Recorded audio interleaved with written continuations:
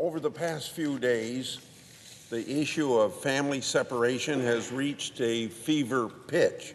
All you got to do is look at the daily newspapers or cable television and you know that that's true.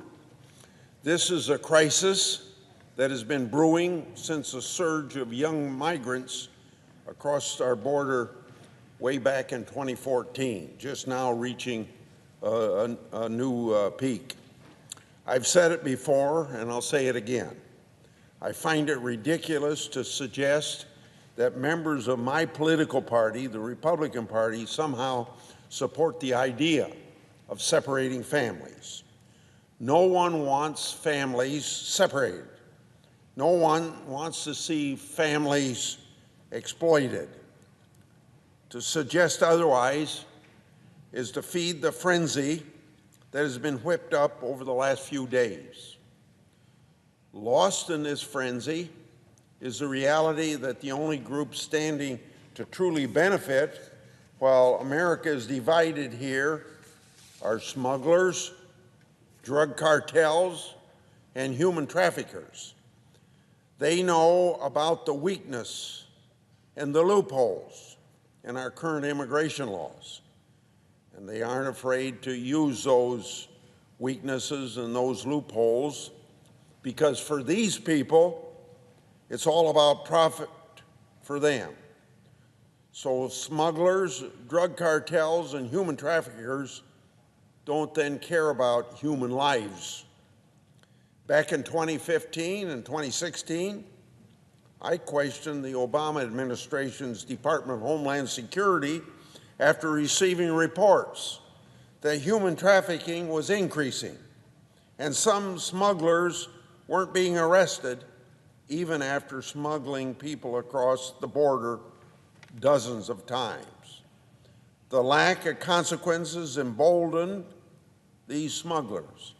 At that time, I also asked the Obama Department of Homeland Security about a dangerous tactic used by smugglers to pair kids with unrelated adults to create the appearance of a family unit. And that very word, appearance, is very key here. Knowing the legal loopholes better than most, these smugglers knew that our laws, like the Flores Settlement Agreement, prevented family detention. Flores versus Reno effectively prohibited the government from maintaining custody of immigrant children even when they are with their families. Through this agreement, the government sent the message that if you come alone, you'd be detained. But if you come with a family, and as a family, you'll likely be released. Now, understanding this, these smart smugglers knew that they could sell this false freedom and build a cruel new business model.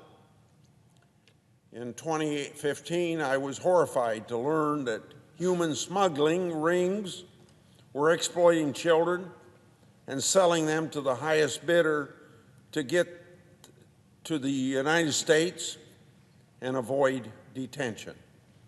That's right. Smugglers would use kids like pawns in an effort to help adults avoid detention when coming across the border. To truly help families, any solution we come up with must protect against this evil stunt by the smugglers. Department officials reported that kids were being kidnapped and adopted and then smuggled with their unrelated adult so-called family member to the United States. U.S. government officials would work closely with foreign officials trying to locate and safely return these kidnapped children to their mothers and fathers. Unfortunately, this doesn't always happen. Just as one example, a woman paid a smuggling organization in Brazil $13,000 in fees to smuggle her to the United States. So she flew from her home country of Brazil to Mexico, where then she was paired with a minor child. She was then instructed to claim the child as her own upon arrival to the United States. After learning about this scam, ICE intervened and the woman was removed. The child, however, was never found. She'll never be reunited with her real family. She's likely separated from that real family forever. And that's all because the flaws in our current immigration system permitted and even encouraged her to be trafficked.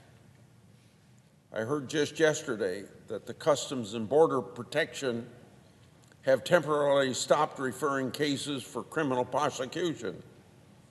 But that is exactly what the Obama administration did during their tenure. It's exactly why we're dealing then with this terrible situation in the first place that separates children and families. Failure to refer cases for prosecution will only give a green light to these smugglers, once more putting the very kids at risk that we're worried about protecting, and we ought to be worried about protecting them. Now this tactic of creating fake family units isn't new and isn't limited to just a one-time deal. Last week, Secretary Nielsen reported that this tactic is still being utilized. She stated that, quote, in the last 5 months, we have a 314% increase in adults and children arriving at the border fraudulently claiming to be a family unit.